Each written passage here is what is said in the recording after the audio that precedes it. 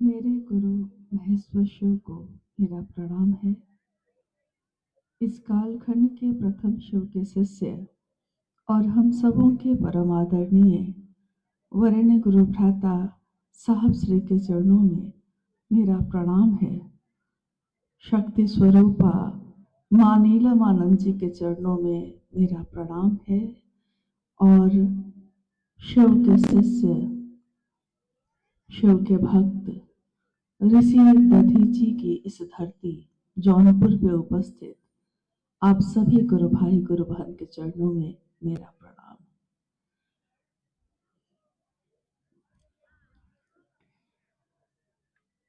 आज का ये शिव गुरु महोत्सव जो आयोजित किया आपने,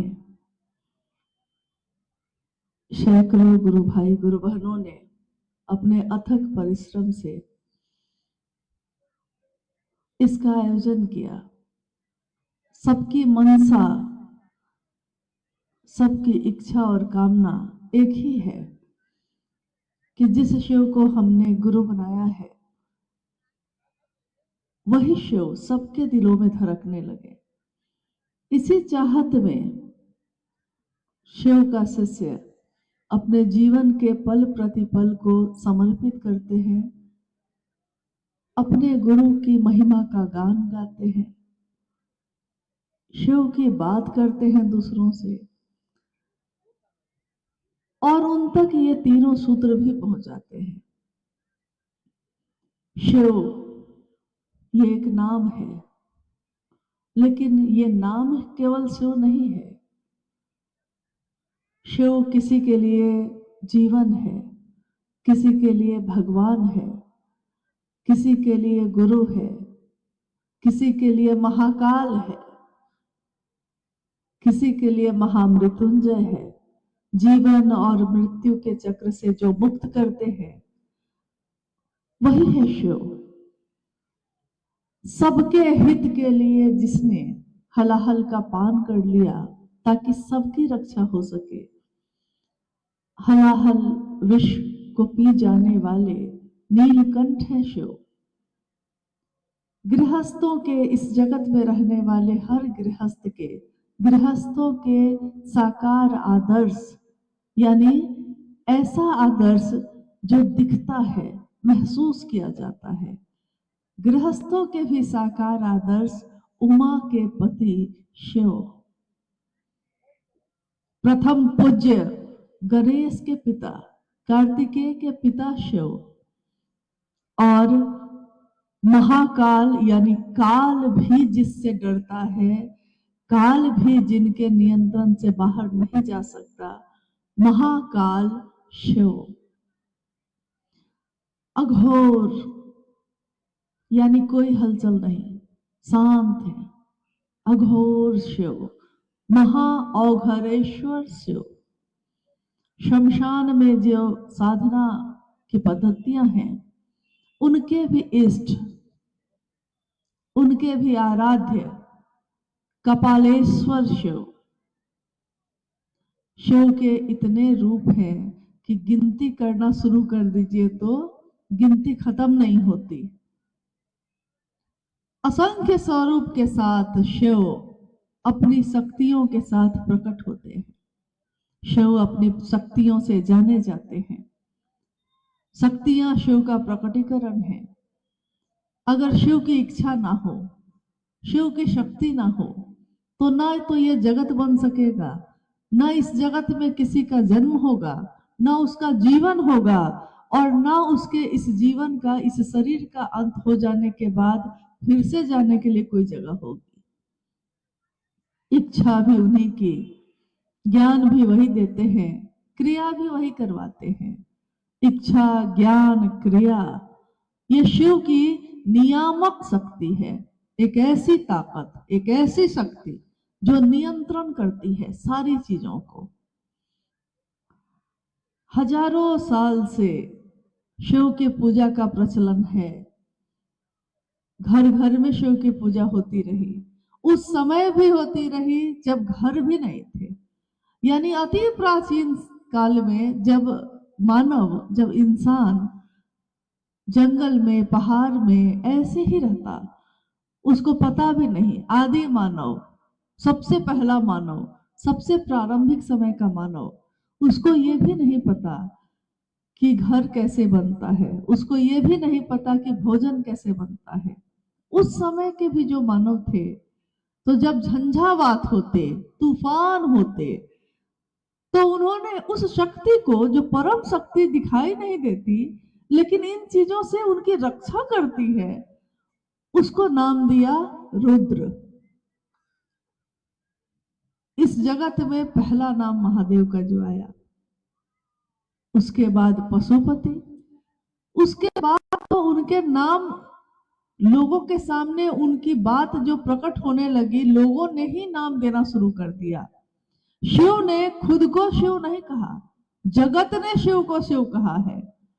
शिव तो वही है, शिव तो एक ही है, लेकिन मेरी नजर में कुछ और है, आपकी नजर में कुछ और है, आपकी चाहत कुछ और है, मेरी चाहत कुछ और है। महादेव तो वही है। कोई उनसे संतान चाहता है, कोई उनसे संपत्ति चाहता है, कोई तीनों लोगों का भूखंड चाहता है, कोई ऐसा भी है जो उनके लिए, अपने शिव के लिए अपने जीवन का सर्वस्व दे देता है। कोई शिव से मांगता है और कोई शिव को देता है। मांगने का प्रचलन तो बहुत पुराना है। महादेव की पूजा के साथ साथ महादेव से मांगने की कामना सबके अंदर होती रही। किससे मांगे, कहाँ जाए? और ये हमारा आपका दोष नहीं है कि हम मांगते हैं महादेव से। ये जगत महादेव की, ये दुनिया महादेव की। तो जब दुख होगा तो किसके पास जाएंगे? महादेव के पास जाते हैं। सुख होगा तो फूल और प्रसाद किसको चढ़ाएंगे? तो महादेव को चढ़ाते हैं। मांगना हमारा दोष नहीं है, लेकिन इस जगत में आके हम भूल जाते हैं कि रहना नहीं देश वीराना है। इस देश में रहना नहीं है हमको, आपको हमेशा सुना है हमने, सूचना है, लेकिन समझ नहीं है। शिव गुरु के रूप में, ईश्वर के रूप में आपके सारे मनोकामनाओं की पूर्ति करते हैं। वही शिव गुरु के रूप में शिष्य के उद्देश्य का परिमार्जन करते हैं। शिष्य का उद्देश्य हो सकता है संतान हो सकता है उसकी कामना संपत्ति हो, लेकिन शिव गुरु के रूप में उसके उस उद्देश्य का, जिस भी उद्देश्य से वो शिव के पास गया है, उस उद्देश्य का परिमार्जन करते हैं। यानी आपके उद्देश्य को पूर्ति भी कर देंगे, लेकिन उसी उद्देश्य को धीरे धीरे धीरे धीरे शिवोन्मुख करते हैं, यानी शिव की तरफ उन्मुख करते हैं। महादेव की ये अनुग्रह का भाव, महादेव का अनुग्रह का भाव, जीव से शिव बनाने का भाव गुरु भाव कहलाया। ये गुरु भाव है। और उधर से तो गुरु भाव है, लेकिन अगर जगत के लोग शिष्य का भाव नहीं देंगे तो मामला आगे बढ़ेगा कैसे? कोई भी रिश्ता दोनों तरफ से बनता है। पति है, कोई पत्नी नहीं तो पत्नी का भाव नहीं। पति का भाव अकेले लेके कोई खड़ा रहे तो क्या उसका घर, उसकी गृहस्थी बच सकती है? क्योंकि दो सत्ताओं में ये पैदा होती ही होती है।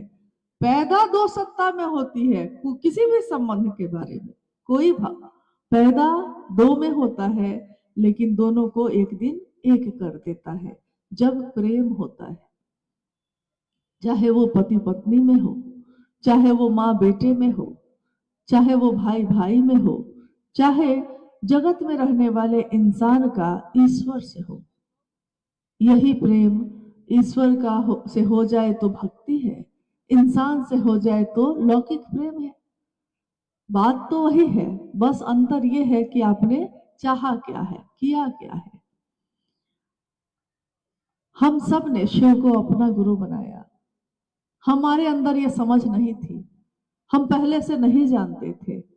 हालांकि आपने अभी सुना, भाई परमेश्वर जी जब अपनी चर्चा कर रहे थे शिव की, तो उन्होंने कहा कि घर घर में, खासकर जिस प्रांत में हम लोग रह रहे हैं, जी रहे हैं, घर घर में रामायण, गीता, महाभारत की कथाओं का प्रचलन रहा है। संध्या काल में हमारे बुजुर्ग खाट पे बैठकर सारी पंक्तियां झूम झूम के पढ़ते और अपने बच्चों को बताते हैं। आज भी ये है। आश्चर्य की बात यह है कि उसमें लिखी सारी पंक्तियों को लोगों ने पढ़ा। शिव को गुरु मानने की जो बात है, उस पंक्ति को भी पढ़ा, लेकिन वहां रुके नहीं, ध्यान नहीं दिया। जैसे बहुत सारी चीजों पे हम ध्यान नहीं देते। गुजर तो गए हैं, आंखों ने देखा है उस चीज को, रास्ते से गुजर रहे हैं, कहीं पे कोई घर बना है, कहीं पे कोई बगीचा है, गुजरने के बाद कोई कहता है कि देखा, आप देख रहे थे उसी तरफ, आपकी आंखों के सामने से गुजरा वो, लेकिन आपका मन वहां नहीं ठहरा, तो आप कहते हैं नहीं देखा। तो उन ग्रंथों में, पुराणों में, वेदों में, उपनिषद में और जो भी आध्यात्मिक ग्रंथ हैं, उन सब में विभिन्न स्वरूपों में शिव के बारे में लिखा गया। तुम त्रिभुवन गुरु वेद बखाना, गुरु शंकर रूपिणा। गुरु कैसा हो तो शंकर जैसा हो, शंकर गुरु होंगे तब ना गुरु जैसा, उनके जैसा। गुरु होते हुए भी अगर शिष्य नहीं हो, गुरु कितना भी विद्वान हो, अगर उसके शिष्य ना हो, तो उस गुरु की सार्थकता नहीं, उस गुरु का जो परिणाम हमारे जीवन में होना चाहिए वो नहीं हो सकता। इस कालखंड में एक बालक का जन्म हुआ, जिनका नाम उनके माता पिता ने रखा हरिंद्रानंद। 31 अक्टूबर सन 1948 में उनका जन्म हुआ। बिहार में सिवान जिला है, वही एक ग्राम है, गांव है अमलोरी। उस गांव में उस दिन, जिस दिन उनका जन्म हुआ, सुबह जन्म हुआ और शाम में तिथि खंडित हो गई और पूरी दुनिया में दीपावली का पर्व मनाया गया। धरती रोशन हुई। कोई नहीं जानता था कि ये जो बालक जिसका जन्म हुआ है, ये आगे चलकर शिव शिष्य के रूप में लोगों को, करोड़ों लोगों को सीधे शिव से जोड़ने का काम करेगा। ये कल्पना किसी को नहीं थी, कोई नहीं जानता। लेकिन पूत के पांव पालने में ही पता चलने लगते हैं। बच्चों में ही पता चलने लगता है कि बच्चा आगे जाके क्या करेगा। अलौकिक लक्षण उनके बचपन से ही प्रकट होने लगे। घटनाएं, अनुभूतियां बहुत सारी हुई। शिव से जुड़ाव, उससे पहले के उनके जीवन की बातें, ये सब घटित हुई। मात्र 12 वर्ष की आयु में शमशान साधना में वो जाने लगे, जबकि उनका परिवार जो था, उनके पिता शिक्षा विभाग के बड़े पदाधिकारी थे। उनका परिवार शिक्षा के प्रति समर्पित था। लौकिक शिक्षा जो जगत में चलता है, शैक्षणिक, उन चीजों के लिए समर्पित था। और उनके पिता भी यही चाहते थे कि मेरी 4 संतान है, 4 संतानों में सबसे बड़ा जो बेटा है मेरा हरिंद्रानंद, वो पढ़ लिख कर मुझसे भी बड़ा अफसर बने, प्रशासन में जाए, बड़ा पदाधिकारी बने। और हमारे आपके बीच की सच्चाई भी यही है कि हम अगर अपने बच्चे को बनाना चाहते हैं, तो जो मेरी नजर में सबसे बड़ा होता है, हम उसी के जैसा बनाना चाहते हैं। अगर हमको लगता है कि डॉक्टर बड़ी चीज है, तो हम बचपन से ही बच्चे को कहने लगते हैं कि क्या बनोगे मुन्ना, तो डॉक्टर बनना है तुमको। इंजीनियर है तो इंजीनियर बनाने लगते हैं। खेत बहुत है तो कहते हैं कि बढ़िया किसान बनो, उसकी शिक्षा देने लगते हैं। लेकिन हम में से कोई ये शिक्षा नहीं देता कि पहले इंसान तो बनो, पहले जीव तो बनो। सबसे बड़ी चीज, सबसे महत्वपूर्ण चीज जो है, वही कहना भूल जाते हैं। आज अगर दुनिया में इतने अपराध या इतनी चीजें हैं, इसके पीछे कारण क्या है? क्योंकि हमने अपने बच्चों को कभी ये कहा ही नहीं कि तुम शिव का अंश हो, जीव बन के आए हो। एक दिन शिव ने इच्छा की, एको हम बहुत श्याम, मैं एक हूं अनेक हो जाऊं। उसी शिव की इच्छा से आज अनेक है, लेकिन सब में उसी शिव का अंश है। तो तुम शिव को तो याद करो, जो अपनी जड़ों को भूल जाता है। उस पेड़ की टहनियां और पत्ते भी एक दिन सूखने लगते हैं, और शिव भारत देश की संस्कृति में बसे हैं, इसकी जड़ों में है। हर रूप में महा कौन है, महान कौन है, सबसे ऊपर कौन है, शिखर पे बैठा कौन है, शिव है। साहब श्री हरिंद्रानंद जी ने उस समय अपने पिता की बात का कोई उत्तर नहीं दिया, लेकिन उनके मन में एक जिज्ञासा पैदा हो रही थी लगातार। चमत्कार क्या होता है, ये फूल खिलते हैं मुरझाते क्यों है, कोई जन्म लेता है मरता क्यों है, कहां से आया था कहां को जाएगा। और एक दिन उन्होंने अपने स्कूल में अपने शिक्षक से ये सुना कि इंसान भगवान के पास से आता है और भगवान के पास ही चला जाता है। हमारे यहाँ बच्चे का जन्म होता है तो हम कहते हैं भगवान के पास से आया है। बच्चा जब खेलता है, हंसता है, हाथ पैर फेंकता है, हम कहते हैं भगवान से बात कर रहा है, नहीं। और बड़ा होता है, जीवन जब चलता है उसका, एक दिन इस शरीर की मौत भी होती है। जब शरीर की मौत होती है तो हम कहते हैं भगवान के पास चला गया। उस बालक हरिंद्रानंद जी ने ये बातें जब सुनी तो उन्होंने अपनी मां से कहा कि वो कौन है, कहां है परमात्मा, मुझको तो दिखाई नहीं देता। और सारे लोग कहते हैं कि इंसान भगवान के पास से आता है और भगवान के पास ही चला जाता है। उनकी मां ने कहा कि बरकू, आपके पिता आपको पढ़ा लिखा के बड़ा अफसर बनाना चाहते हैं, आप पढ़िए, कुछ करिए, कुछ तो उनकी बात सुनिए। बालक हरिंद्रानंद जी ने 12 वर्ष की आयु में अपनी मां को कहा, मां, जब इंसान भगवान के पास से आता है और भगवान के पास चला जाता है, वो भगवान इंसान के पास क्यों नहीं आता, मैं लाऊंगा मां, भगवान को इंसान के पास लाऊंगा। वो नहीं जानते थे कि ऐसा वो करेंगे, शब्द बहुत पीछा करते हैं। वो क्या जानते होंगे उस समय, या शायद जानते हो, ये भी कोई लीला ही हो। उनके शब्द ने आगे चल के उनके इस कथन को चरितार्थ किया। यह सत्य साबित हुआ।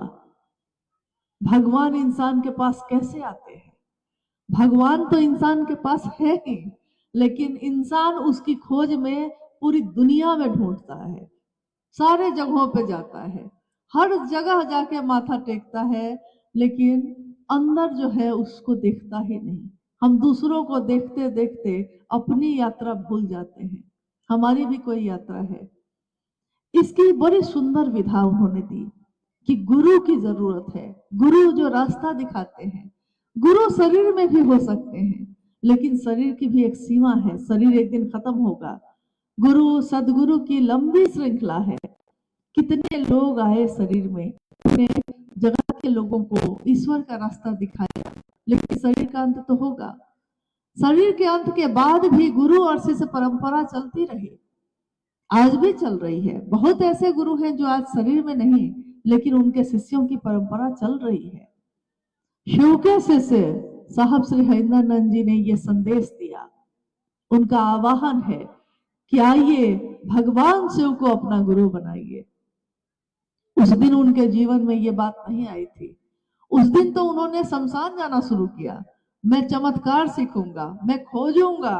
और इसलिए उन्होंने चुपचाप अपने घर से आधी रात में निकल जाते और ऐसे लोगों का संसर्ग लिया जो अघोरी थे, साधु थे, ऋषि थे, महात्मा थे।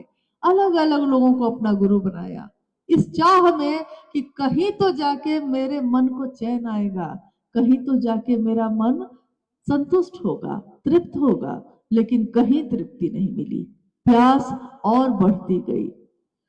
गहरी प्यास लगी हो तो आप क्या करिएगा? प्यास बहुत गहरी है, करिएगा क्या? थोड़े से गुजारा नहीं हो रहा। और आगे का उनका जीवन 14 वर्षों तक इसी तरह चलता रहा। विभिन्न तरह के मंत्रों की साधना, उपासना, जप इसी में चलता रहा।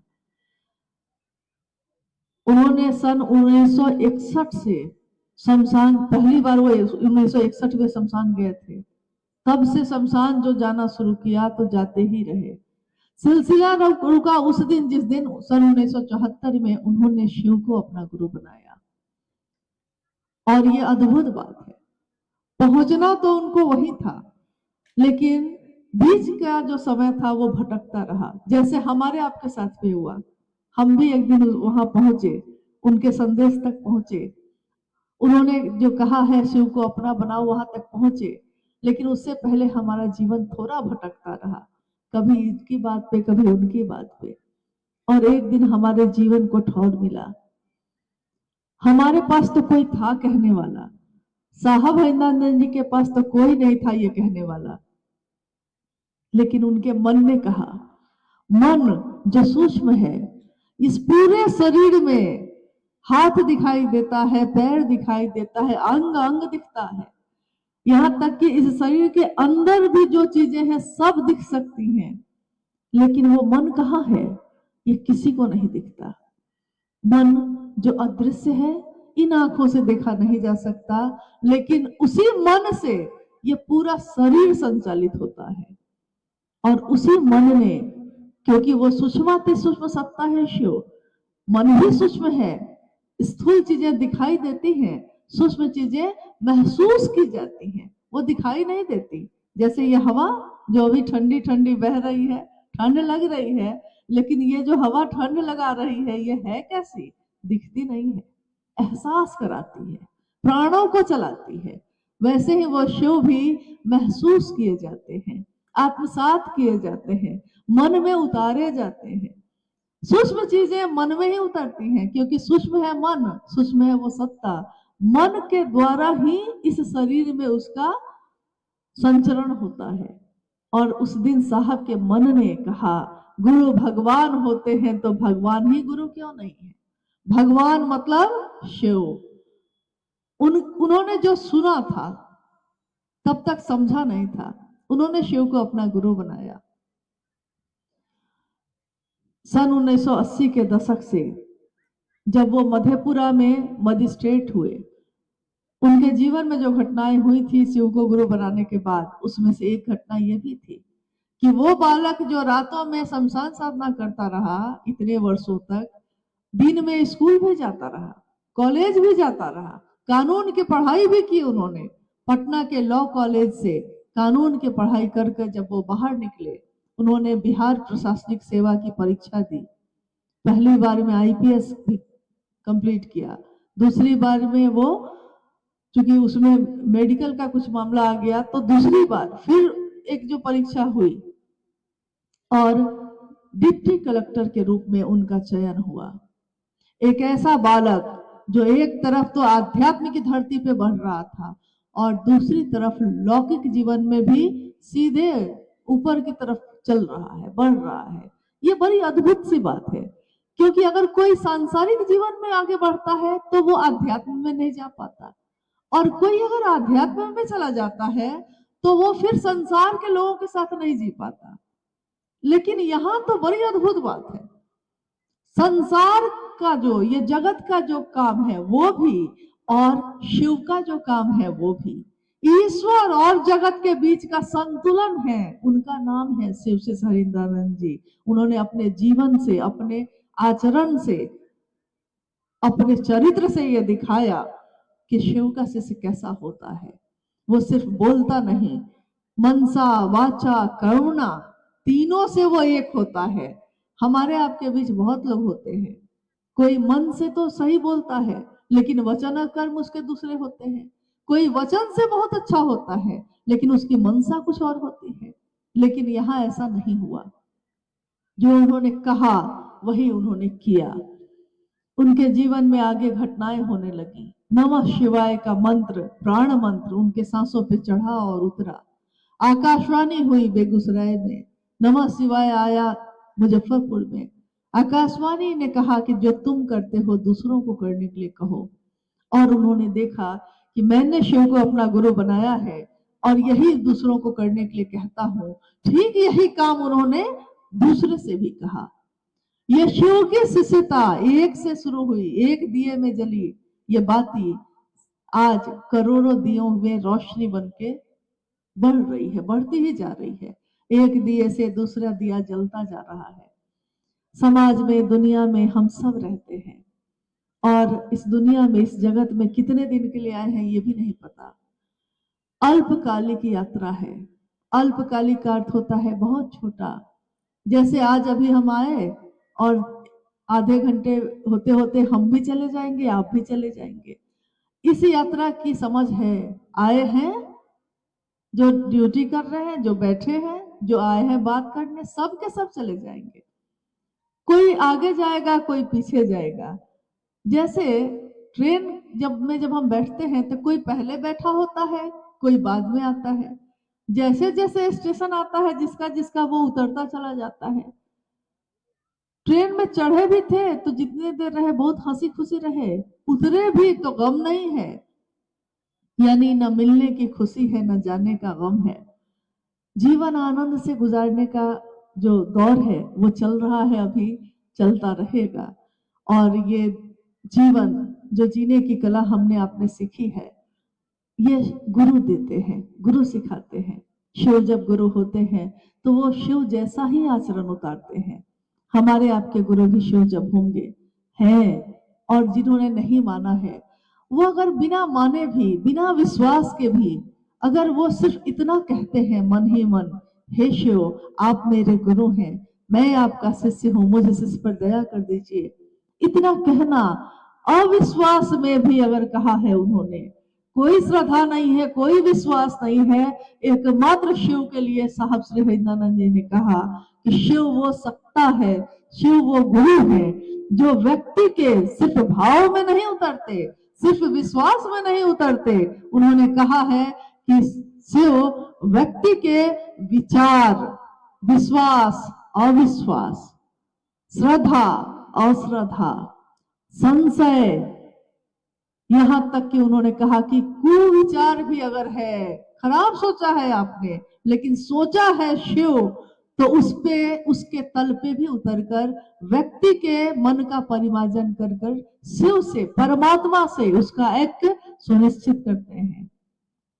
और ये उन्होंने सिर्फ बोली में नहीं कहा है, ये उनके जीवन की आवाज है, ये उनके प्राण बोलते हैं, क्योंकि उन्होंने अनुभूत किया इस चीज को। शिव की दया ना हो तो कुछ भी नहीं हो सकता। शिव की दया ना हो तो हम उनकी चर्चा भी नहीं कर सकते। शिव की दया ना हो तो हम सुन भी नहीं सकते।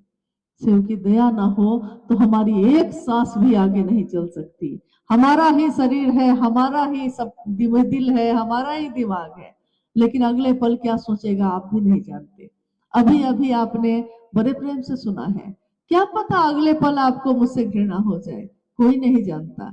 कोई किसी से प्रेम करता है, कोई किसी से घृणा करता है, कोई हंसता है, कोई बोलता है। बड़ी सुंदर पंक्ति साहब ने अपने पुस्तक आओ चले शिव की ओर में लिखा। मिर्जा गालिब की पंक्ति है ये, लेकिन उसको उन्होंने इसमें उद्धृत किया। उन्होंने कहा कि बाजी चाहे अतफाल है दुनिया मेरे आगे, होता है सब रोज तमाशा मेरे आगे। ये दुनिया जो है बच्चों के खेलने के मैदान जैसा है, जो मेरे आगे चल रहा है तमाशा जैसा। ये शो जो चल रहा है, कोई हंसता है, कोई बोलता है, कोई जन्म ले रहा है, कोई जा रहा है, ये पूरी दुनिया ही जैसे तमाशे की तरह चल रही है और मैं दृष्टा बनकर इसको देख रहा हूँ। और मेरा मन ये कहता है कि जगत में हम भटक रहे हैं और उस शिव की तरफ हमारा मन क्यों नहीं जाता। उन्होंने बड़े पीड़ा और दर्द के साथ ये आवाहन किया कि कहाँ फंसे हैं भाई, चलिए शिव की तरफ चले, ये आओ चले शिव की ओर। सिर्फ उनकी आवाज नहीं है, सिर्फ उनके शब्द नहीं है, उसमें उनके भाव है, उसमें उनका दर्द है, पीड़ा है, ये एहसास है कि शिव की तरफ चलने का समय है। एक दिन शिव जगत में आया, आज जगत के लोग शिव की तरफ चल रहे हैं।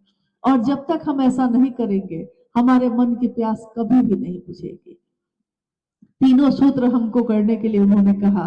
इन तीनों सूत्रों में पहले सूत्र में हम दया मांगते हैं, दूसरे में चर्चा करते हैं। ज्यादातर लोग समझते हैं कि चर्चा करना मतलब कि खूब बड़ी बड़ी बात करना, खूब अपना ज्ञान देना, लेकिन साहब ने कहा क्या ज्ञान दीजिएगा, क्या ज्ञान लीजिएगा। ज्ञान के कांटा, ज्ञान भी एक कांटा ही है, चुभ जाता है, धसा रहता है मन में।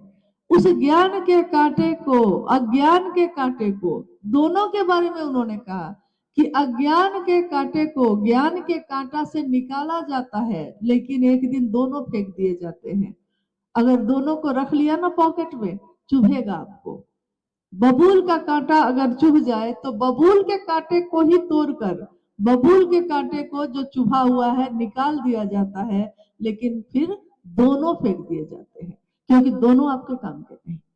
ज्ञान की कितनी सीमा है, कितना ज्ञान लीजिएगा।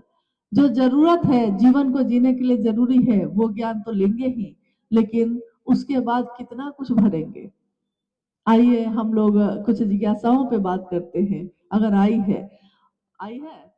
अच्छा, जैसे शिव की चर्चा की बात हम लोग अभी कर रहे थे, कोई शिव की बात करता है, कोई सुनता है।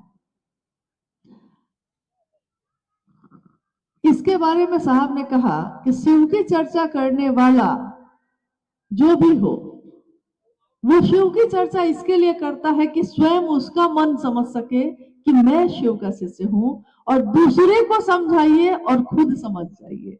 दूसरे को समझाने में हम खुद समझते हैं, दूसरे को महादेव तक पहुंचाने की सोच है, उसको पहुंचाने में खुद पहुंचते हैं।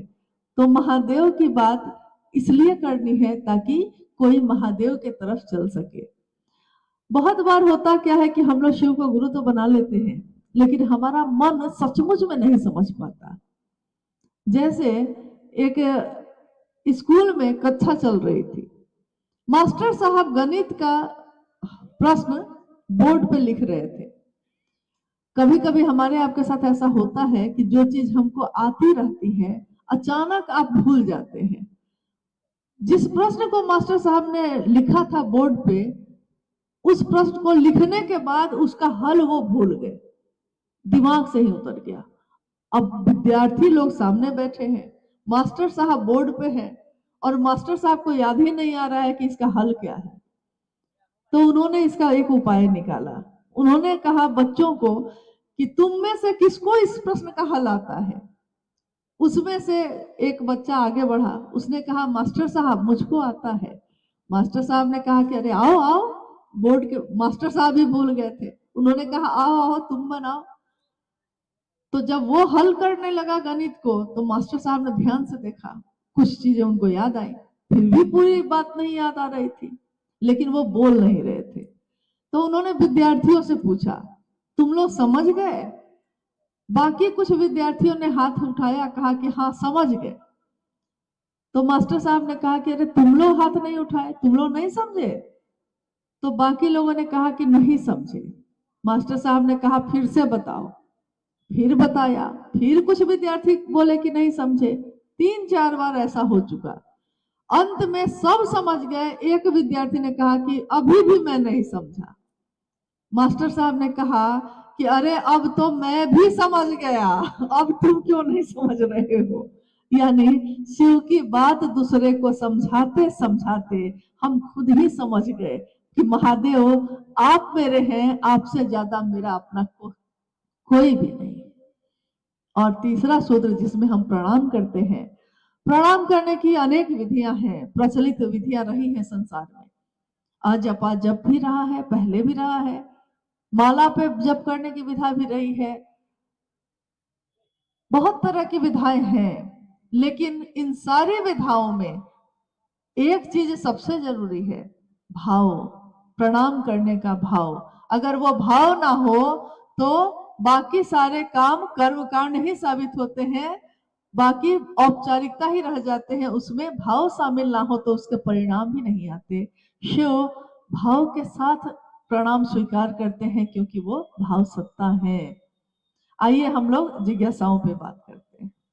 जिज्ञासा है कि शिव शिष्यता में माध्यम की क्या भूमिका और महत्व है, कृपया बताया जाए। शिव शिष्यता में माध्यम की क्या जरूरत है, क्या आवश्यकता है और इसकी क्या भूमिका है। माध्यम उसको कहते हैं जिसके द्वारा कोई चीज आप तक पहुंची है। किसी ने चिट्ठी लिखा है, उस पे पता लिखा है कि अमुक आदमी के पास जाना है, डाकिया उसको पहुंचाता है। यहां डाकिया क्या हो गया, माध्यम हो गया। यानी संदेश किसी और का पहुंचाया है किसी और को, लेकिन बीच में किसने काम किया है, तो वो हो गया माध्यम। बिजली पैदा होती है नदी में, लेकिन आपके घर के बल्ब में जलती है। बिजली पैदा वहां हुई थी, आपके घर के बल्ब तक कैसे पहुंची कि रोशन हो गया आपका घर, रोशनी आ गई उसमें। बीच में तार, ट्रांसफार्मर, उसमें भी छोटे छोटे यूनिट, उसमें भी पतली पतले तार, और वो सब से गुजर के वो करंट, वो ऊर्जा आपके बल्ब तक पहुंची है। तो ये जो पहुंची है, ये क्या हुआ, जिसके द्वारा पहुंची है वो क्या है, तो वो है माध्यम। शिव की शिष्यता इस काल खंड में हमारे आपके पास पहुंची है, किसके द्वारा पहुंची है। भूमिका की बात चुकी हुई है, इसीलिए हम लोग इस पे बात कर रहे हैं, किसके द्वारा पहुंची है।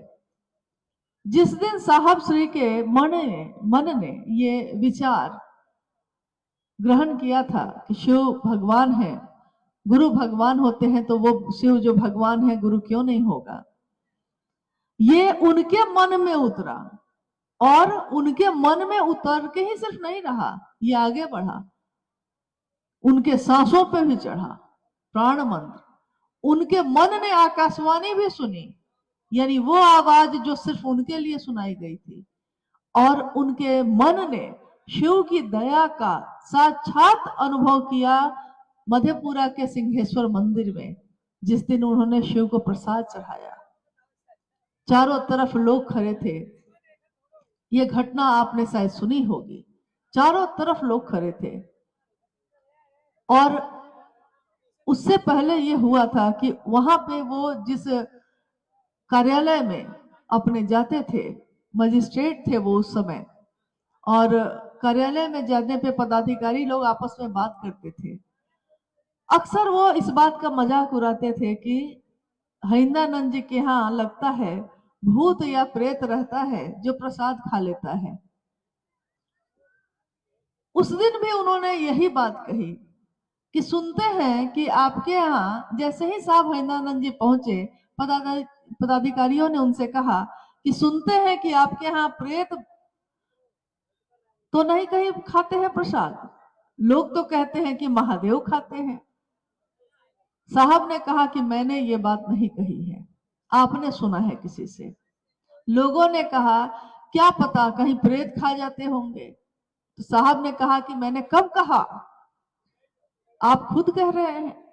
एक पदाधिकारी जो थे उन्होंने कहा कि अगर महादेव आपका चढ़ाया हुआ प्रसाद ग्रहण करते हैं तो सिंहेश्वर मंदिर है मधेपुरा में, उसमें आप प्रसाद चढ़ाइए, और अगर वहां ग्रहण कर लेंगे महादेव तो हम समझेंगे कि हाँ महादेव आपका चढ़ाया प्रसाद खाते हैं। साहब ने कहा अपने पदाधिकारी सहकर्मी से कि क्या वहां प्रेत नहीं खाएंगे प्रसाद। उन्होंने उत्तर दिया और कहा कि नहीं, वहां नहीं खाएंगे, क्योंकि वो मंदिर जो है वो श्रृंगी ऋषि के द्वारा स्थापित है, और वो इतना ज्यादा जागृत है कि वहां नकारात्मक शक्तियां नहीं जा सकती। और इस घटना के बाद उन्होंने कहा कि अभी चलिए।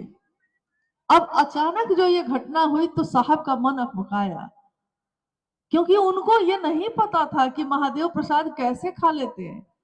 वो तो पूजा घर में रखते थे अपने, और प्रसाद ग्रहण हो जाते थे, जो चीजें आती थी सब ग्रहण हो जाती थी। यहां तक कि कभी कोई फल बढ़ जाता था, कभी घट जाता था, लेकिन ये कैसे होता था ये इनको नहीं पता। ये तो बस इस भाव से चढ़ाते थे। कर्म कांड क्या होता है, इसका तरीका क्या होता है, ये तो इनको पता ही नहीं था। इन्होंने कहा कि अब कोई उपाय है नहीं, चलना ही पड़ेगा। रास्ते में उन्होंने मां नीलमानंद जी को आवाज लगाई, घर के बाहर अपनी जीप रोकी और कहा, नीलम जल्दी से बाहर आओ। मां नीलमानंद बाहर आई। उन्होंने कहा कि चलो ऐसे ऐसे चलना है, रास्ते में बताऊंगा। रास्ते में उन्होंने इस घटना को बताया। वहां पहुंचते पहुंचते मां नीलमानंद भी जान चुकी थी कि क्या हुआ है। रास्ते में उन्होंने 50 रसगुल्ले, एक अरुणा होटल है उससे खरीदे, और मंदिर पहुंचने तक ये समाचार चारों तरफ, जितने पंडित पुरोहित या आसपास के समाज के लोग थे, ये बात फैल चुकी थी कि जो साहब हैं, मजिस्ट्रेट साहब, वो आए हैं। और उनके बारे में लोगों के बीच बहुत तरह की बातें फैली थी। चमत्कार जब होते हैं तो लोग कुछ समझते हैं, कुछ समझते हैं। लोगों के बीच ये था कि शायद ये मजिस्ट्रेट साहब बहुत बड़े तांत्रिक हैं। यहां तक था कि अगर इनके घर के सामने से कोई गुजरेगा तो वो भेड़ बना देंगे। इतना तक लोगों के बीच ये बात थी। जबकि यहाँ तो सारा खेला भाव का था, कुछ भी कर्मकांड नहीं थे। उस दिन क्या हुआ कि जैसे ही यह खबर फैली तो सारे लोग जुटने लगे। सबके बीच साहब ने प्रसाद के उस थाल को पकड़ा और अंदर शिवलिंग के पास गए। वो नहीं जानते थे कि कर्मकांड क्या होते हैं, तरीका क्या होता है। उन्होंने अपने मन को महादेव की दया के आश्रय में रख के कहा कि बुढ़ऊ इज्जत रखिए। महादेव को उन्होंने प्रेम से, कभी कभी वो बुढ़ऊ भी कहते, तो उन्होंने उस दिन भी, जो उनकी प्रेम की भाषा थी, जो उनके महादेव थे, अपने महादेव से ये कहा कि बुढ़ऊ इज्जत रखिए, और बाहर आ गए। कुछ क्षण के लिए बिजली चली गई, अंधेरा छा गया। जब तक कोई पेट्रोमैक्स लाता तब तक बिजली आ भी गई, और लोगों ने देखा कि शिवलिंग के पूरब के तरफ जो थाली रखी थी वो अब पश्चिम की तरफ है। प्रसाद की थाली में जो 50 रसगुल्ले थे उसमें से 15 रसगुल्ले गायब थे। बाकी जो बचे 35 थे वो लगता था किसी ने ब्लेड से काट के बराबर भाग में बांट दिया हो। लोग स्तब्ध रह गए और सोचते ही रह गए कि ये क्या हुआ। महादेव की दया की अनुभूति साहब श्री ने उस क्षण में की कि जहां कोई उनका सहारा नहीं था, जहां कोई कर्मकांड वो नहीं जानते थे, और उन्होंने बस अपने मन को अर्पित किया था। महादेव ने उनके इस मन की रक्षा की, उनके इस भाव की रक्षा की। इज्जत रखी है, शिव ने अपने शिष्य की इज्जत रखी, और कुछ नहीं हुआ। इन तीनों सूत्रों में पहला सूत्र साहब श्री ने बनाया, शिव से मन ही मन दया मांगना। क्योंकि उन्होंने कहा, शिव की दया के बिना एक कदम भी आप आगे नहीं बढ़ सकते। अब आप कहिएगा कि उस माध्यम के बिना उस शिव की ऊर्जा हम तक आती कैसे? शिव की ऊर्जा इस धरती पे उतरती रही है पहले भी, लेकिन एक एक व्यक्ति तक पहुंच जाए। आकाश से बिजली तो गिरती रही है हमेशा, लेकिन उस बिजली को तार में गुजार कर लोगों के बल्ब तक कैसे पहुंचाएंगे, ये काम तो पहले किसी ने नहीं किया था। कभी कोई ऐसा आया जिसने ये सोचा कि बिजली तो है, इसको क्यों नहीं संरक्षित कर कर लोगों तक पहुंचाएं। साहब श्री के मन में शिव की वो ऊर्जा जो उतरी, तो जो उसको ग्रहण कर सकता है, जो उसको धारित कर सकता है, ऊर्जा तो वहीं उतरेगी, और उनके माध्यम से जगत के एक एक व्यक्ति तक पहुंची है। माध्यम हम भी हैं, आप भी हैं, और लोग भी हैं। जो भी शिव का संदेश लेकर जाते हैं दूसरों तक, वो सब माध्यम ही है। लेकिन मूल जो माध्यम है उसको हम लोग को कभी नहीं भूलना चाहिए, और वो एकमात्र शिव की शिष्यता इस कालखंड में जो आज जन जन तक पहुंची है, उसके लिए साहब श्री है। मां नीलमानंद जी ने इस ऊर्जा का पोषण किया है, पल्लवित पुष्पित किया है। इसलिए शिव की शिष्यता इस धरा पे जो बढ़ी है, विस्तार पाई है, उसके माध्यम, उसको पहुंचाने वाले हम तक, आप तक, वो साहब श्री है, दीदी नीलमानंद जी है। एक जिज्ञासा है, ये दीदी माँ की वाणी है, कि मैं आपके रास्ते का कांटे चुनने का काम करूंगी यदि आप शिव गुरु का कार्य ईमानदारी से करते हैं। तो शिव गुरु का कार्य ईमानदारी से कैसे किया जाए, इस पर हमें समझाया जाए। जैसा अभी आपने सुना कि साहब के जीवन के बारे में आपने सुना, मां नीलमानंद शिवशिष्य साहब हरिंदरानंद जी की सहधर्मिणी 22 मई 1972 को झारखंड में अब है पलामू जिला, उसके राज परिवार की बेटी मनातूगढ़ जिनका घर है, राजमणि नीलमानंद जी का विवाह साहब श्री हरिंदरानंद जी के साथ हुआ 22 मई 1972। जिस व्यक्ति से उनका विवाह हुआ, विवाह के बाद उन्होंने जाना कि ये तो रातों को शमशान जाते हैं और इनके मन में तो एक आध्यात्म की ललक है। उसके अगले 2 वर्षों के बाद सन 1974 में साहब श्री ने शिव को अपना गुरु बनाया। मनातूगढ़ में थी उस समय मां नीलमानंद, और साहब श्री ने जो पटना के लॉ कॉलेज में पढ़ते थे, अपनी पत्नी नीलम आनंद जी को यह चिट्ठी लिखी थी कि नीलम, मैंने शिव को अपना गुरु बना लिया है, तुम भी बना लो। मां नीलम आनंद जी को बहुत चैन आया, बहुत संतोष आया, उनके पति को एक ठौर मिला और इसके साथ उन्होंने उसी समय साहब श्री के साथ कदम से कदम मिलाने का और आगे चलने का निर्णय ले लिया। आगे वो उनके साथ हर जगह शिव के संदेश को लेकर गई। एक डिप्टी कलेक्टर की पत्नी, एक राज परिवार की बेटी राजमणि नीलम आनंद जब शिव की लगन लगी तो वो गली गली उस शिव का गुण गाने लगी साहब श्री के साथ जा जाकर। ये वो थी जिनके लिए मखमल के गद्दे बिछे थे और वो उससे उतरकर घर घर जाने के लिए उनके साथ चल पड़ी। अखबार बिछाकर, चादर बिछाकर, जहां जैसी व्यवस्था मिली, घास पे, मिट्टी पे, कीचड़ से जिसकी साड़ियां सन गई, ट्रैक्टर पे बैठ के खेत खेत होकर दूसरे गांव से दूसरे गांव जाते जाते, और उन्होंने साहब के साथ इस काम को आगे बढ़ाने का बीड़ा उठाया, चलती रही। आध्यात्म के दुनिया में हर व्यक्ति चल सके उस रास्ते पे कोई रास्ता नहीं था। गुरु तो थे, सदगुरु तो थे, आज भी हैं, लेकिन हर व्यक्ति उस रास्ते पे चल सकता है। हर आदमी के अंदर ये पात्रता है कि वो चल सकता है। ये रास्ता दुनिया में किसी ने नहीं बनाया था जिस पे सब चल सकते हो। सोचिए, जहां रास्ता नहीं बना हुआ हो पहले से, उस रास्ते में कितने पत्थर होंगे, कितने कांटे होंगे, कितनी कंटीली झाड़ियां होंगी। अगर पहाड़ पे कोई रास्ता बनाना हो और पहले से रास्ता नहीं हो, वहां रास्ता बनाना बहुत कठिन है।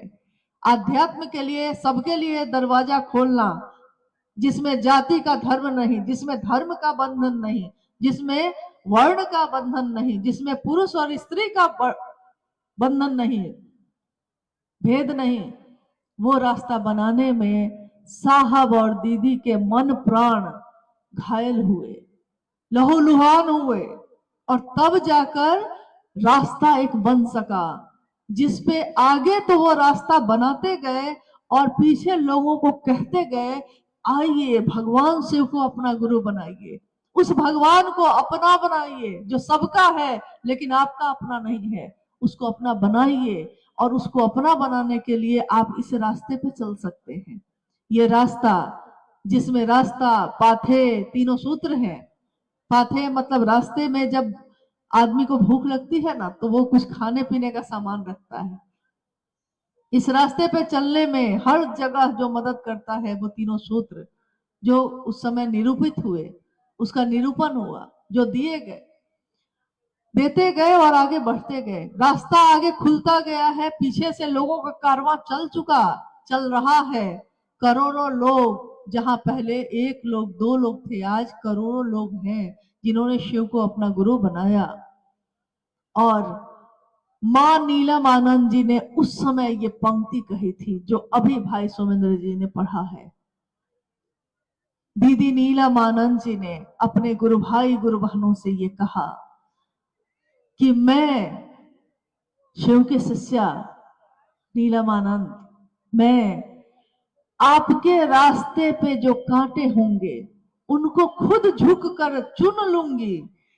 शर्त एक ही है, बशर्ते गुरु कार्य में बेईमानी नहीं। उन्होंने उस दिन ये कहा कि गुरु के काम में बेईमानी मत करिएगा। जगत के लिए बेईमानी करते हैं कोई बात नहीं, पाप भी यहीं का, पुण्य भी यहीं का, लेकिन महादेव का नाम लेकर महादेव के काम में व्यापार शिव के शिष्य नहीं करेंगे। और जो ऐसा नहीं करेंगे, जो सही मनसा से इस रास्ते पे बढ़ेंगे, उस रास्ते के कांटों को मैं झुककर चुन लूंगी, छाया बनकर सदैव आपके साथ चलूंगी। ये उनका उस समय का उद्घोष था। शिव तुम जागो, हे महादेव आप हैं, लेकिन सबके दिल में नहीं जगे हैं। उस शिव को जगाने की बात उन्होंने कही, कांटों को चुनने की बात उन्होंने कही। आज हम सब चल रहे हैं उस रास्ते पे, कितने आराम से चल रहे हैं। कार्यक्रम हो रहे हैं, घोषणाएं हो रही हैं, लोग शिव से बन रहे हैं, शिव से बन के अपने जीवन बिता रहे हैं, आनंद में हैं। लेकिन किसी ने ये काम नहीं किया होता तो आज हमारे दिल में ये आनंद नहीं होता। दीदी नीलम आनंद जी ने साहब के इस संकल्प में जो अपने जीवन की आहुति दी, लेकिन जीवन के साथ दी, उन्होंने जिया इस जीवन को। शरीर में उनकी दोनों किडनियां फेल थी। जब ये पता चला, लोगों ने कहा कि आपको लोगों से अलग होना पड़ेगा। डॉक्टर ने कहा उनको कि आप लोगों के बीच नहीं बैठ सकते क्योंकि दोनों किडनियां आपकी फेल हो गई हैं, शरीर की मौत हो जाएगी।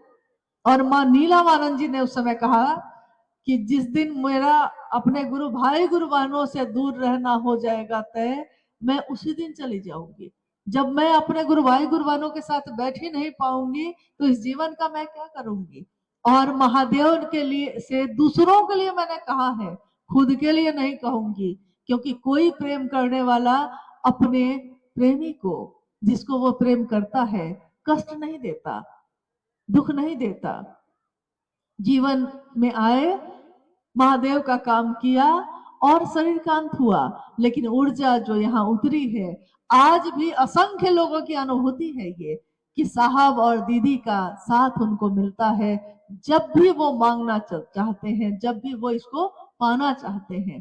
शर्त एक ही है, ये जो रास्ता बनाया है साहब श्री ने, ये जो रास्ते के कांटे चुने हैं मां नीलम आनंद जी ने, इस रास्ते पे अगर आप चलते रहेंगे तब न कांटे नहीं मिलेंगे। अगर आपने रास्ता बदल लिया तो मंजिल भी बदल जाती है, इसको याद रखिएगा। रास्ते बदलने वाले जो होते हैं वो मंजिल तक नहीं पहुंचते। मंजिल पे पहुंचना है तो जिसने रास्ता बताया है सही, उस पे विश्वास करिए। साहब श्री के विचारों पे, उनकी बातों पे विश्वास कीजिए। व्यक्ति पे विश्वास नहीं है मत करिए, लेकिन उनकी बातों पे विश्वास करिएगा। अपने शिव को देखने की बात उन्होंने कही। उन्होंने कहा तुम्हारा अपने शिव से क्या जुड़ाव है मैं नहीं जानता, लेकिन जिस शिव को मैं जानता हूं वो शिव चेतना जो निविड़ अंधकार में पड़ी है उस तल तक पहुंचकर भी जीवात्मा को शिव से एक में करते हैं। मैं उस शिव की बात करता हूं। मेरे शिव को, जिस शिव को मैंने देखा है, वो अद्भुत है, अद्वितीय है, अप्रतिम है शिव की शिष्यता, और इससे ज्यादा सुंदर और कुछ भी नहीं। संसार की सुंदरता खत्म हो सकती है, संसार का सत्य बदल सकता है। जैसे अभी तो कुछ दिन पहले हमारा सत्य क्या था, कुछ दिन पहले तक हम लोग पंखा अपना बनाए हुए थे, आज हम चादर को अपना बनाए हुए हैं, फिर कल उसको छोड़ेंगे। आज मौसम ऐसा है, कल गर्मी होगी, किसी दिन बारिश होगी, मौसम भी बदलते हैं, वक्त भी बदलता है, जरूरत भी बदलती है, और जरूरत के साथ हमारा आपका सत्य भी बदलता है। आज जो फूल खिले हैं शाम तक मुरझा जाएंगे, आज खिले हैं ये इसका सत्य है, लेकिन शाम तक ये सत्य बदल जाएगा। एकमात्र शिव के लिए ये कहा गया, शिव सत्यम शिवम सुंदरम। शिव सत्य है, जिसकी सच्चाई कभी नहीं बदलती। शिव सुंदर है, उस सुंदरता का क्षय नहीं होता कभी, उसकी सुंदरता कभी कम नहीं होती। उसी शिव को अपना गुरु बनाइए और दूसरों तक पहुंचाने की बात करिए। दूसरों तक उसी रूप में पहुंचाइएगा और उसी रास्ते पे चलते हुए पहुंचाइएगा, जिस रास्ते का निर्देश, जिस रास्ते को दिखाया है साहब श्री ने। उन्होंने कहा है, इस पथ पे चलने वाले पथिक का, इस पथ पे चलने वाले पथिक का, जो आज हैं, आज भी जो पथिक हैं, जो चल रहे हैं, या आने वाले समय में जो पथिक होंगे, जो चलेंगे, हजारों साल बाद भी अगर कोई चलेगा, मैं शिव का शिष्य हरिंद्रानंद उसका पद प्रक्षालन करूंगा। जब शिव के शिष्य अपने गुरु के लिए इस स्तर पे झुकने की बात करते हैं कि वो उन लोगों के पैरों की थकान भी दूर कर देंगे जो उस रास्ते पे चलेंगे। हमको आपको तो चलना है बस। आइए चलते हैं उस रास्ते पे जो उन्होंने दिखाया है। ये रास्ता सुंदर है, सुगंधित है, मन प्राण को आनंदित करने वाला है और शिवमय है। हम सबका जीवन जो साहब श्री ने चाहा जैसा शिव से भरा हो, शिव भाव से आप्लावित हो, इसी की कामना करते हैं। आपने जो ये कार्यक्रम आयोजित किया, इस कार्यक्रम के माध्यम से हर घर में शिव शिष्टता का दिया जले, लोग शिव से जुड़े। यहाँ व्यक्ति से जुड़ने की बात नहीं की गई। आपको हमसे, उनसे, इनसे जुड़ने की जरूरत नहीं। जो जहां है सीधे शिव से अपना जुड़ाव कर सकता है। लेकिन याद रखिएगा, अगर हम साहब श्री के प्रति कृतज्ञ न होंगे, मां नीला मानंद जी के इस आहुति के पीछे हमारा मन नहीं झुकेगा, तो हम उस शिव तक भी नहीं पहुंच सकते। जो कृतज्ञ होता है वो शिव से हो ही नहीं सकता, और जो कृतज्ञ होता है, झुका होता है, एहसान मानता है, वो शिव का शिष्य होता है। इसलिए उस रास्ते पे चलते जाना है, दूसरों को भी चलाना है। कल को हम भी ना होंगे, कल को आप भी ना होंगे, नई पीढ़ियां आएंगी, चलती रहेंगी, शिव के शिष्यता का अलख जलता रहेगा। ये धरती जौनपुर की शिव के शिष्यता से पहले भी आप्लावित हुई है, लेकिन उस समय एक शिव के शिष्य दधीची हुए और देवताओं को जब जरूरत पड़ी, जब उनको ये पता चला कि एकमात्र उन्हीं की हड्डी से बना हुआ जो हथियार होगा, उसी से उस राक्षस की मृत्यु होगी, तो उन्होंने अपनी हड्डी का भी दान दिया था। एकमात्र ऐसे ऋषि जो इस धरती के थे, शिव के शिष्य, जिन्होंने देवताओं को भी जरूरत पड़ी तो अपनी हड्डी का दान दिया है। ये उदाहरण है, लेकिन एक थे वो। आज लाखों करोड़ों शिव के शिष्य इस धरती पे, इस पूरे भारत वर्ष में, विश्व के कोने कोने में विचर रहे हैं। ये स्थापित मंदिर नहीं है, ये लोग एक जगह स्थापना हो गई हो ऐसा मंदिर नहीं है। ये चलते फिरते मंदिर हैं, जो जहां जाते हैं अपने गुरु शिव के नाम का दिया जलाते हैं। ये चलते हैं, दिखते हैं साधारण, लेकिन सीधे शिव की बात करते हैं, ना अपनी ना उनकी। जो आए हैं यही रह जाएगा। चलिए हम सब चलते हैं, दूसरों को भी चलाते हैं। यही कामना है कि हम सबका जीवन शिवमय हो, सुखमय हो, महादेव की दया सबके दिलों में उतरे। आप सभी के चरणों में प्रणाम। गुरु भाई गुरु